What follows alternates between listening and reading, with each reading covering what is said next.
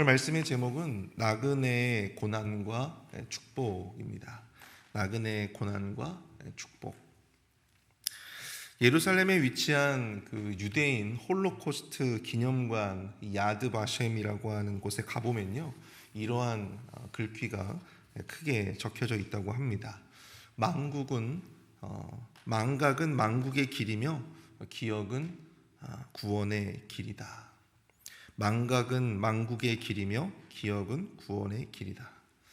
한 공동체가 자신들이 가지고 있는 역사를 어떻게 기억하느냐, 거기에 따라서 그 문제는 단순히 어떤 역사적 차원의 문제를 넘어서 그들의 미래를 결정짓는 아주 매우 중요한 요소가 된다라고 하는 것이죠. 시편 105편은 특별히 이 바벨론 포로에서 돌아왔던 이름을 알 수 없는 기자가 만든 시입니다. 바벨론 포로에서 예루살렘으로 돌아온 이 시편의 기자는요, 과거 이스라엘의 역사를 통해서 그 역사의 주인이 단순히 이스라엘 민족이 아니라 바로 하나님이셨음을 밝히고 있습니다. 이스라엘의 어떤 민족의 역사가 아니라 바로 하나님의 역사였다라고 하는 사실이죠.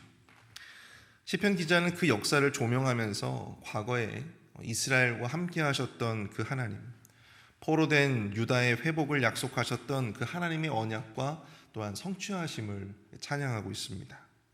오늘은 그 내용들 가운데에서 가나안 땅의 나그네였던 바로 이스라엘, 그리고 이 요셉의 이야기를 다루고 있는데, 오늘 특별히 본문의 시작과 끝에서 반복적으로 등장하는 단어가 있죠. 바로 이 나그네라고 하는 단어입니다. 여러분들 알다시피 아브라함도 가나안에서 나그네와 같은 삶을 살았고, 또 야곱과 그의 후손들도 애굽에서 나그네와 같은 삶을 살게 되었죠. 그리고 그러한 나그네와 같은 그들에게 하나님께서 어떠한 은혜와 복으로 함께 하셨는지, 오늘 새벽에는 이 본문을 통해서 천국의 본향을 떠나 이 세상 속에서 나그네로 살아가는 우리로 하여금 깨닫게 하시는 하나님의 영적인 교훈을 함께 살펴보고자 합니다. 첫 번째로 오늘 본문을 통해서 우리가 깨닫게 되어지는 영적인 교훈은요, 바로 약속의 땅에도 기근은 찾아온다라고 하는 사실입니다. 약속의 땅에도 기근은 찾아온다. 11절과 12절을 보시면요, 우리가 어제 살펴봤던 11절, 그리고 오늘 첫 시작을 알리는 12절을 보시면, 이르시기를 내가 가나안 땅을 내게 주어 너희에게 할당된 소유가 되게 하리라 하셨도다. 그때 그들의 사람 수가 적어 그 땅에 무엇이 되었다고요? 나그네가 되었다. 어제 우리가 살펴본 이 11절에서 하나님은 이스라엘을 위해서 가나안 땅을 주셨고 그들의 할당된 소유가 되게 하셨다라고 말씀하고 있습니다. 그리고 이스라엘은 가나안 땅에 들어와서 나그네가 되었다, 그렇게 말씀합니다. 아브라함을 비롯한 이삭은요, 이미 가나안 땅에서 오랫동안 터를 잡고 살아오던 이 가나안 민족들, 여러 이 가나안 민족들의 어떤 핍박과 견제를 받게 됩니다. 아브라함과 아비멜렉의 사건이 대표적이라고 할 수가 있죠. 그리고 이삭이 우물을 파면 계속해서 그 주변에 살고 있었던 이민족들이 와서 그 우물을 뺏어가려고 했던 쟁탈전, 결국 가나안 땅에서 나그네 된 자로 살았던 어떤 비운을, 이 서름을 말해주고 있습니다. 15절을 보시면 이르시기를 나의 기름 부은 자를 손대지 말며 나의 선지자들을 해하지 말라 하셨도다. 근데 여러분, 이러한 서름 가운데 나그네로 살았던 그들이었지만 하나님께서 그들을 해하는 그 지역의 왕들과 또한 그 지역의 사람들에게 그들을 해하지 말라. 하나님은 언제나 그러한 때마다 이스라엘의 편을 들어주셨다라고 하는 것입니다. 아브라함의 편을 들어주셨고 또 이삭의 편을 들어주셨다라고 하는 사실이죠. 비록 나그네로서의 팍팍한 삶이었지만 하나님이 그들과 늘 함께 하셨고 그들을 도우셨기 때문에 그들은 그 낯선 가나안 땅에서 터전을 일구며 살아갈 수 있었습니다. 근데 여러분, 여기에 아주 이해할 수 없는 일이 벌어지게 됩니다. 16절을 보시면요, 그가 또 그 땅에 기근이 들게 하사 그들이 의지하고 있는 양식을 다 끊으셨도다, 이렇게 말씀을 하고 있다는 것이죠. 약속의 땅 가나안에 기근이 들게 하신 것입니다. 저절로 들었던 것이 아니라 하나님이 일부러 그 땅에 기근을 주신 거예요. 일부러 그 땅 가운데 기근을 허락하신 것입니다. 그래서 그들이 의지하고 있던 양식을 모두 다 끊으셨다라고 하는 사실이죠. 여러분들, 하나님께서 이스라엘 백성들을, 하나님께서 이 아브라함과 이삭을 이 가나안 땅으로 인도해 내셨다면 오히려 더 풍족하게 그곳에서의 삶을 보장해 주셔야 되는 거 아니겠습니까? 일부러 풍족하게 주어도 시원치 않은데 오히려 그 양식을 다 끊으셨다니, 이게 도대체 무슨 말입니까? 우린 여기서 아주 중요한 영적인 진리 하나를 깨닫게 되어지는데요, 바로 약속의 땅에도 기근은 찾아오기 마련이다 라고 하는 것입니다. 우리가 하나님 말씀 가운데 순종하며 살아도 고난은 찾아올 수 있다라고 하는 사실이죠.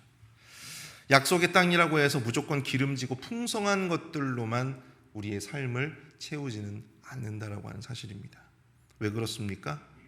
오늘 16절을 보십시오. 16절을 보시면 우리가 그 이유에 대해서 유추해 볼 수 있는 한 가지 대목이 등장하는데요, 바로 그들이 의지하고 있는 양식이라고 하는 표현입니다. 그들이 의지하고 있는 양식. 만약 그들이 약속의 땅에서 언제나 풍성한 그런 양식과 그 모든 것들이 보장되었다면 그들은 더 이상 하나님을 의지할 필요가 없었을 것입니다. 이미 그들이 살아가는데 필요한 모든 것이 보장되고 있고요, 또 아무런 걱정 없이 다 구비되어져 있다면 왜 하나님을 의지하고 왜 하나님 앞에 기도해야 하겠습니까? 양식을 의지하고 또한 돈을 의지하고 사람을 의지하지 않겠습니까? 약속의 땅에 기근이 들고 양식이 끊어짐을 경험하면서 그들은 어떤 생각이 들었을까요?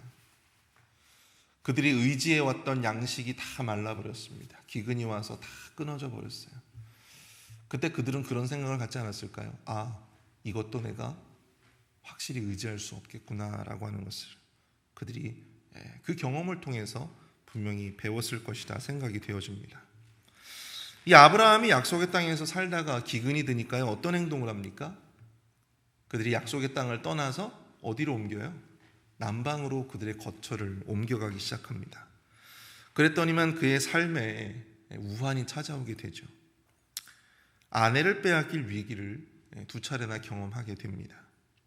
그 경험을 통해서 그가 깨달았던 것은 무엇일까요? 먹고 사는 문제를 따라 그들의 믿음의 거처를 옮기니 어떤 일이 벌어집니까? 우환이 생기게 되었다고 하는 것이죠.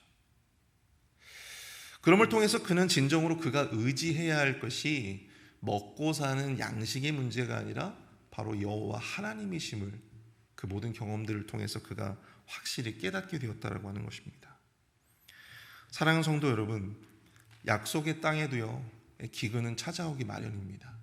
우리가 하나님의 말씀대로 살아도, 우리가 하나님의 그 말씀 안에 거하는 삶을 살아도 우리의 삶에 원치 않은 기근이 찾아올 수 있음을 여러분들 기억하실 수 있기를 바랍니다. 그럴 때 우리는 언제나 우리가 의지해왔던 또 다른 그 의지의 대상을 찾아 우리의 믿음의 그 거처를 옮기기 쉽다라고 하는 사실이죠. 우리가 있어야 할 자리, 우리가 지켜야 할 그 자리를 포기하고 떠나는 그러한 사람들이 생겨날 수 있다라고 하는 사실입니다. 약속의 땅에 기근이 찾아올 때 우리는 하나님께 더욱더 간절하게 기도하고, 여러분, 그 양식을 끊으신 이가 누구세요? 기근을 주신 이가 누구십니까? 여호와 하나님 아니십니까? 그러니 그 여호와 하나님께, 그 문제의 답을 알고 있는 그 하나님께, 그 문제를 내신 그 하나님께 여러분 우리가 더욱더 기도하고 그분을 더욱더 의지하며 나아가야 하지 않겠습니까? 바로 오늘 말씀이 바로 그것을 이야기해주고 있다는 하는 사실이죠. 제가 앞서서 말씀드렸다시피 이 시편 기자는 특별히 이 바벨론 포로에서 예루살렘으로 다시 돌아온 이름 없는 한 무명의 시인이라고 말씀을 드렸습니다. 그런데 이 시편 기자가 지금 마주하고 있는 현실은 어떠한가요? 기대와 두려움이 교차하고 있는 바로 그러한 시기였다라고 하는 사실이죠. 바벨론의 포로에서 예루살렘으로 돌아와 봤지만 남아있는 것은 아무것도 없었습니다. 성전도 없었고 또 그들이 의지할 만한 그 어떤 것도 존재하지 않았다라고 하는 사실이에요. 그러할 때 그는 과거의 이스라엘 가운데, 아브라함과 이삭 가운데, 또한 요셉 가운데 함께 하셨던 그 하나님을 찬양하고 있습니다. 그가 찬양하는 것은 왜 그를 하나님께서 찬양하고, 하나님께 왜 그를 찬양하고 있을까요? 그것은 바로 이스라엘을 가나안 땅으로 부르시고 또 기근을 허락하신 여호와 하나님을 찬양하면서 결국 이 처참한 현실 가운데에서 기대와 또한 이 두려움이 교차하고 있는 바로 이러한 자신의 현실 가운데에서 진정으로 이 새롭게 회복된 유다가 의지해야 할 대상이 누구다? 바로 여호와 하나님이다라고 하는 사실을 그가 다시금 하나님 앞에 고백하고 있다라고 하는 사실입니다. 지금 우리의 상황은 과연 어떻습니까? 먹고 사는 것이 우리의 삶의 어떤 의지의 대상이 되고 있지는 않습니까? 여러분들 지금 눈앞에 보이고 있는, 또 여러분들 삶에서 마주하고 있는 바로 그러한 것들이 오히려 하나님보다 더욱더 우리의 의지의 대상이 되고 있지는 않는가? 눈앞에 보이는 우리의 현실적인 유익을 쫓다가 결국 이 하나님을 잃고 살고 있지는 않은지, 우리가 삶에서 경험하는, 우리의 약속의 땅에서 경험하는 그 기근들을 만날 때 우리가 더욱더 해야 될 것은 무엇이냐면, 그 먹고 사는 문제로 말미암아 우리의 믿음의 거처를 옮기는 그 어리석은 선택이 아니라 오히려 하나님 앞에 기도하고 더욱더 하나님을 의지해야 하는, 그 상황 가운데서 더욱더 하나님이 원하시는 삶의 방향과 기준과 질서로 나아가야 함을 우리가 기억해야 될 줄로 믿습니다. 그럴 때 하나님께서 우리의 삶에 내려주셨던 그 기근을 다시 거두어 가시고 하나님께서 우리의 그 약속의 땅에서 더욱더 풍성한 은혜로 다시금 우리에게 은혜를 베풀어 주시게 되시기 때문입니다. 그 믿음의 그 여정 가운데, 또한 그 믿음의 길을 온전히 걸어가시는 저와 여러분들이 될 수 있기를 축복합니다. 만약 여러분들의 삶 가운데 원치 않은 기근을 만나셨다면 그 기근을 내려주시고 여러분들 삶 가운데 그 양식을 끊으신 바로 그 여호와 하나님께 더욱더 그 하나님을 의지하며 매어 달릴 수 있는 저와 여러분들이 될 수 있기를 축복합니다. 두 번째로 우리가 생각해 볼 수 있는 이 두 번째 교훈은요, 성도는 고난을 바라보는 관점을 재정의해야 한다라고 하는 것입니다. 성도는 고난을 바라보는 관점을 재정의해야 한다. 여러분 17절을 보십시오. 그가 한 사람을 앞서 보내셨으며 요셉이 종으로 팔렸도다. 그가 한 사람을 앞서 보내셨으며 요셉이 종으로 팔렸도다. 여러분 이제 17절부터 요셉의 이야기가 등장합니다. 우리가 다 알다시피 요셉은요, 이 형들의 시기와 질투에 의해서 결국 형들에게 노예로 팔리게 되는 비운의 역사를 가진 인물이었죠. 개인적으로나 가족적으로나 너무나도 비참했던 사건이었습니다. 친형제에게 버림받아서 애굽으로 노예가 되어서 팔려가게 되었다고 하는 것이죠. 그런데 시편 기자는요, 이 사건을 조금 색다르게 표현하고 있다고 하는 것입니다. 그가 한 사람을 보내셨으며 라고 표현하고 있다는 거죠. 그가 한 사람을 보내셨다. 요셉이 애굽의 형제들에 의해서 팔려간 것이 아니라 하나님께서 양식이 끊긴 그들을 위해서 하나님이 한 사람을 앞서 보내셨다. 이것은 지금 이 시편 기자뿐만 아니라요, 창세기에 여러분들 보시게 되면 창세기 45장 5절을 보시면 요셉 자신도 자신이 경험했던 그 비참한 어떤 그 경험들을 자기 스스로 이렇게 표현하고 있음을 보게 됩니다. 창세기 45장 5절입니다. 당신들이 나를 이곳에 팔았다고 해서 근심하지 마소서, 한탄하지 마소서. 자신의 정체를 밝힌 거예요. 형제들에게 자신의 정체를 밝힌 거죠. 그러니까 형제들이 얼마나 깜짝 놀라고 형제들이 두려워했겠습니까? 저 애굽의 총리가 우리가 팔아넘겼던 요셉이었다. 얼마나 두렵고 떨렸겠어요. 그때 이 요셉이 자신을 밝히면서, 자신의 정체를 밝히면서 지금 이렇게 이야기하고 있는 거예요. 당신들이 나를 이곳에 팔았다고 해서 근심하지 마소서, 한탄하지 마소서. 하나님이 생명을 구원하시려고 나를 당신들보다 먼저 보내셨나이다. 하나님이 생명을 구원하시려고 나를 당신들보다 먼저 보내셨대요. 믿음의 사람, 이 요셉도 이 자신이 당한 이 끔찍한 고난의 기억을요, 지금 뭐라고 자기 스스로 표현하고 있냐면 하나님이 생명을 구원하시기 위해 자신을 애굽으로 보내셨다. 그렇게 스스로 고백하고 있다고 하는 사실입니다. 당신들이 나를 팔았잖아. 당신들이 나를 팔아서 애굽에서 내가 죽도록 고생했잖아. 자신이 당한 그 끔찍한 고난을 그런 식으로 그렇게 정의하고 있지 아니하고 새롭게 자신이 당한 그 고난을 믿음으로 재정의하고 있음을 보게 된다는 건 사실입니다. 여러분들 그 그리스의 여러 이 철학자들 가운데 특별히 이 에픽테토스라고 하는 인물이 있습니다. 이 사람이 한 그 말들 중에 여러분들이 아마 많이 들어보셨을 말들도 참 많을 거예요. 근데 그 말들만큼 이 이름이 그렇게 익숙치는 않습니다. 근데 이 에픽테토스라고 하는 이 인물이요, 참 재밌는 인물이에요. 그는 소아시아의 노예로 태어나서 주인에게 고문받아가지고 평생을 절름발이로 살아야만 했습니다. 굉장히 그 운명이 참 기구했던 그런 사람이었죠. 그는 노예에서 해방된 후에 그는 철학자가 됩니다. 그리고 많은 젊은이들에게 철학을 가르쳤어요. 근데 그가 이러한 말들을 했습니다. 어떠한 일이 일어났느냐가 중요한 것이 아니라 진정으로 중요한 것은 그런 일들에 우리가 어떻게 반응하느냐, 그것이 중요하다고 하는 것입니다. 또 한 가지, 사람들을 화나게 하는 것은요, 바로 문제 자체가 아니라 그 문제들에 대한 그들의 판단이다. 여러분, 우리가 힘든 것은 이 고난이라고 하는 어떤 현실도 있지만 그 고난을 우리가 그것을 어떻게 받아들이느냐가 훨씬 더 우리를 힘들게 할 때가 많지 않아요. 이 고난이라고 하는 어떤 그 현실도 우리에게 좀 힘들 수 있지만 그 고난을 우리가 어떻게 받아들이고 또 그 고난을 우리가 어떻게 해석하고 또 그것에 반응하느냐, 거기에 따라서도 여러분들 우리가 굉장히 크게 좌지우지할 수 있는 그런 여지가 있다고 하는 사실이죠. 이 에픽테투스는 이 고난 자체보다도 이 고난에 대한 우리의 반응과 또 우리의 감정, 거기에 대한 책임도 바로 우리 자신에게 있다라고 이야기를 하고 있습니다. 우리는 이것을 전문적으로 이 믿음의 재정의라고 표현을 할 수가 있을 것입니다. 여러분들, 우리가 고난을 어떻게 우리 스스로 고백하고 또 그것을 어떻게 정의하든지 고난은 고난이에요. 고난은 힘들어요. 고난은 고통스럽습니다. 그렇다고 해서 그 고난이 사라지거나 또 그 고통이 없어지나요? 그렇지 않죠.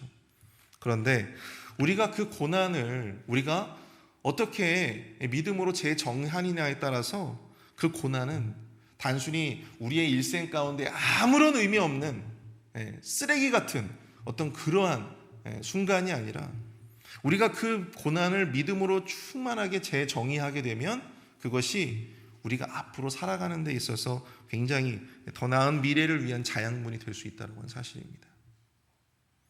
여러분, 하나님의 사람들에게 그냥 만나는 삶의 고난은 있을 수가 없습니다. 우리의 고난은 우리를 향하신 하나님의 선하신 계획의 일부임을 여러분들 기억하실 수 있길 축복합니다. 결국 지금의 고난이 여러분들 영원할 것이라고 낙심하지 마십시오.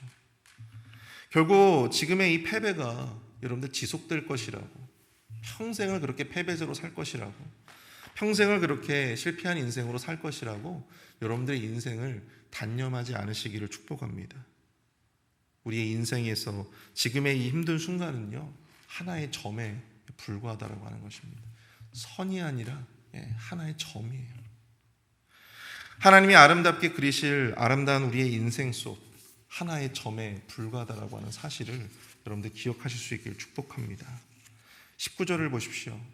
곧 여호와의 말씀이 응할 때까지라 그의 말씀이 그를 단련하였도다. 요셉의 고난은 결국 이 하나님의 말씀이 응할 때까지만 지속될 뿐이었습니다. 믿음의 사람이 당하는 고난은요, 영원하지 않다라고 하는 것이죠. 결국 하나님의 뜻하신 기한이 있다라고 하는 것입니다. 시작이 있으면 여러분들 끝이 있기 마련이에요. 이 말씀의 진리를 따라서 지금의 고난에 여러분들 낙심하지 마시고 하나님을 향한 기대와 소망을 잃지 않는 저와 여러분들이 될 수 있기를 축복합니다. 이 고난의 터널이 끝나면 여러분 언제 그랬냐는 듯 이 광명의 빛이 우리의 삶에 비추게 될 것입니다. 그렇기 때문에 우리가 지금 이 당하고 있는 이 고난, 여러분들의 삶의 각자의 현장 속에서 이 사람들하고의 어떤 관계 속에서 여러분들의 가정 안에서 경험하고 있는 그 고난의 문제를 여러분들 다시 생각해 보시기 바랍니다. 믿음의 관점으로 그것을 다시 스스로 재정의해 보실 수 있는 저와 여러분들이 될 수 있기를 바랍니다. 에이, 그냥 끝내고 싶다. 에이, 그냥 빨리 지워버리고 싶다. 그런 의미 없는 그런 순간으로 여러분들이 그 고난을 그렇게 단정 짓지 마시고, 여러분들 우리가 지금 경험하고 있는 이 고난, 하나님께서 이 고난을 우리에게 왜 주셨는가? 그 고난을 통해서 우리로 하여금 깨닫게 하시는 그 귀한 은혜가 여러분들의 삶에서 재정의되어지는 그런 축복으로 나타나게 되시기를 간절히 소원합니다. 우리 시간 함께 말씀을 생각하면서 함께 좀 기도했으면 좋겠습니다. 이 시간 함께 기도하실 때요, 나그네와 같은 우리의 인생 속에서 언제나 주님만을 의지하며 살게 하여 주시고, 우리의 삶에 먹고 사는 문제가 하나님보다 앞서지 않게 하여 주시옵소서.